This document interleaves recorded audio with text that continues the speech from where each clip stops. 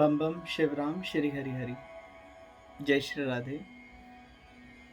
भक्ति भक्त भगवंत गुरु चतुर नाम वपु एक, इनके पद वंदन किए नाशत विघ्न अनेक।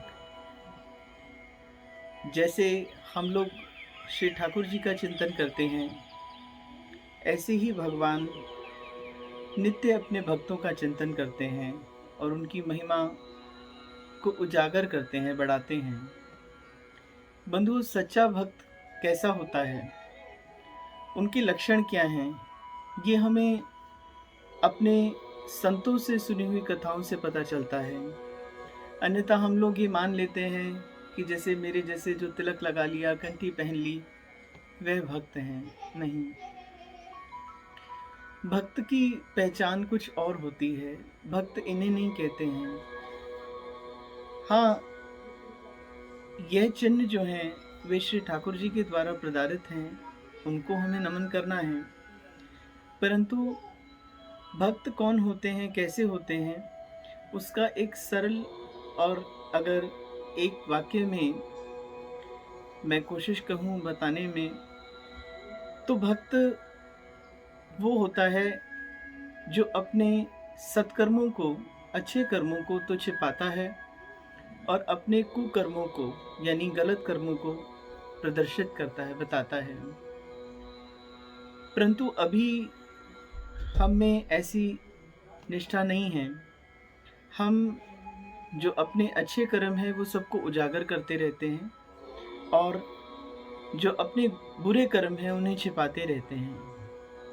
श्रीमद् भागवत जी में भी श्री परीक्षित जी से जब पाप हुआ, उन्होंने जब एक संत के गले में नाग डाल दिया, तो उनके पुत्र रिंगी जी ने जब उन्हें श्राप दिया कि आपको तटसट आज से 7 दिन बाद काटने आएगा, तो उन्होंने जब संतों के सन्मुख अपना प्रस्ताव रखा, तो उन्होंने ऐसा नहीं कहा कि मुझसे कोई पाप नहीं हुआ।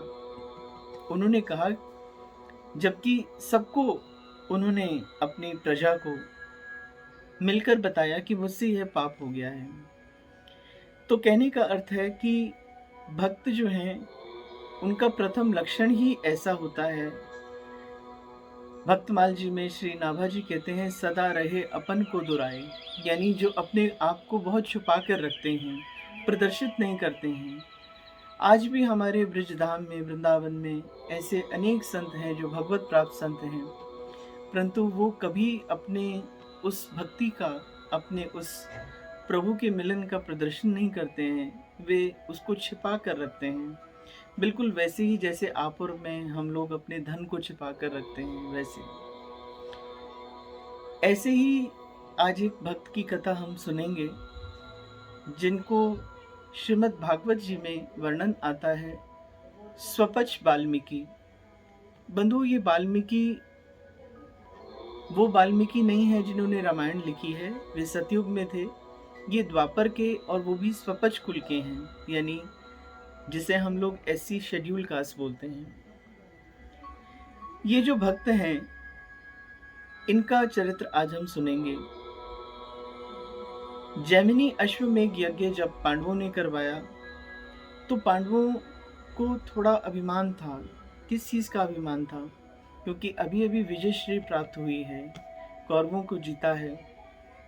तो जब जैमिनी अश्व यज्ञ में करवाने के लिए श्री ठाकुर जी से इन्हें कहा, तो ठाकुर जी ने कहा कि आप सभी को निमंत्रण दीजिए, जितने भी यहाँ पर जो लोग बसते हैं वे सब आएं, और जब सभी आपके इस यज्ञ से संतुष्ट हो जाएंगे, तो मेरा ये पंचजन्य शंख जो है वे खुद ब खुद बजेगा।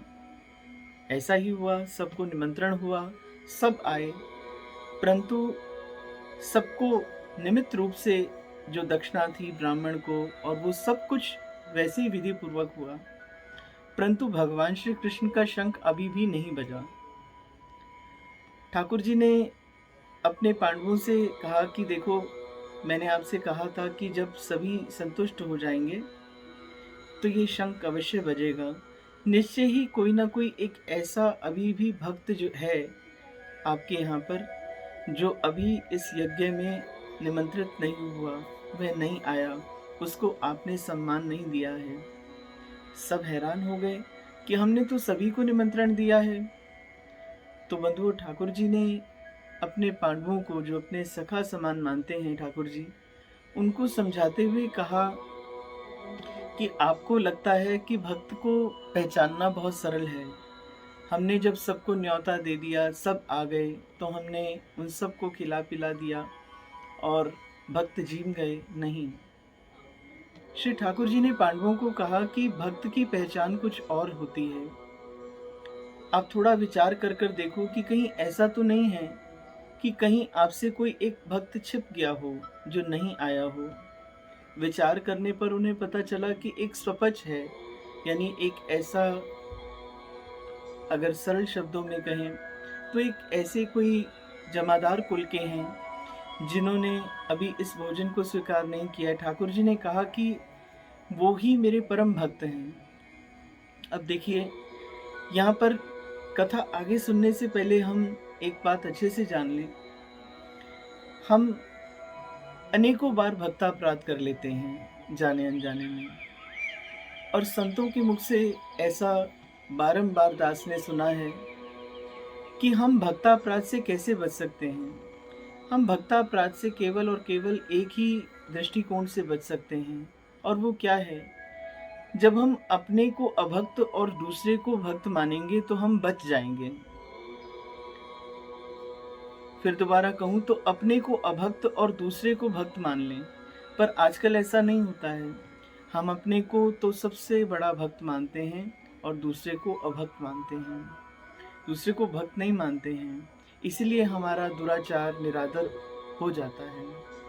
जबकि यहाँ पांडवों से कोई दुराचार नहीं हुआ है, परंतु यहाँ भगवान श्री कृष्ण बता रहे हैं कि भक्त को पहचानना कितना कठिन है, कितना मुश्किल है।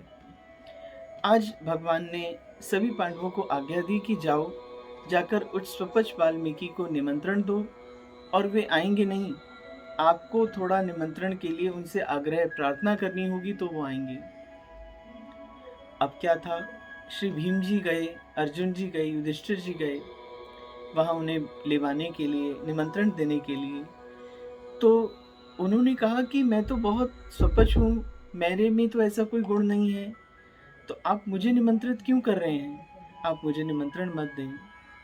बहुत आग्रह करने पर युधिष्ठिर जी ने कहा कि हम नहीं, आपको श्री ठाकुर जी याद कर रहे हैं। ठाकुर जी की वाणी सुनकर वे तैयार हो गए, और यहाँ भगवान ने द्रौपदी जी को कहा कि बहुत अच्छे अच्छे पदार्थ उनके लिए बनाओ।